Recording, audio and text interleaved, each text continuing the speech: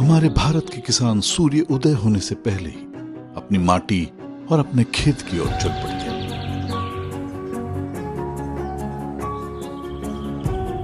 फसल उगाने के लिए सबसे पहले वो खेत जोतते हैं।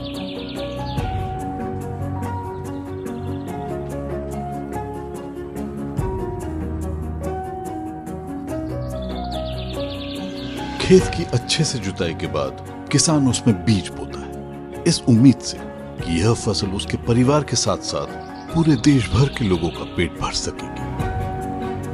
अपने बच्चों की तरह वह उसकी देखभाल करता है।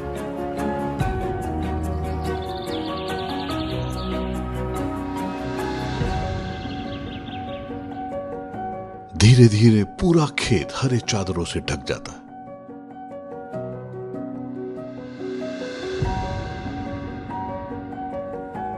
मिर्ची, बैंगन और टमाटर जैसे स्वस्थ पौधों को देखकर किसान का मन प्रसन्नता से भर जाता है।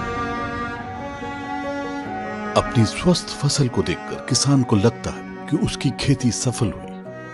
लेकिन किसान का इतना सुंदर सपना धीरे धीरे एक भयावह सपने का रूप लेने लगता है। उसके पौधों पर जब कीट लगने लगते हैं और पौधों की पत्तियों को वे खा लेते हैं, मिर्ची, टमाटर और बैंगन बड़े होने से पहले ही पौधों से गिर जाते हैं। यह कीट किसान के सारे सपनों को ध्वस्त कर देते हैं।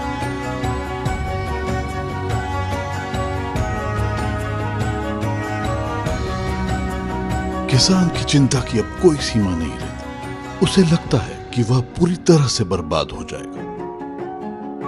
किसान अपनी हिम्मत हार ही रहा होता है कि तभी उसकी रक्षा के लिए आती है धानुका और निसान की अटूट जोड़ी। अपनी सम्मिलित शक्तियों से किसान के इस सबसे बड़े खतरे का खात्मा कर। जिस प्रकार से एक चील छोटे मोटे कीड़े मकोड़ों का आसानी से खात्मा करती है, कुछ उसी प्रकार से निसान और धानुका की यह जोड़ी टूट पड़ती है उन कीटों पर। फसल को नुकसान पहुंचाने वाले उन कीटों को खत्म कर देती है और फसल की रक्षा करती है।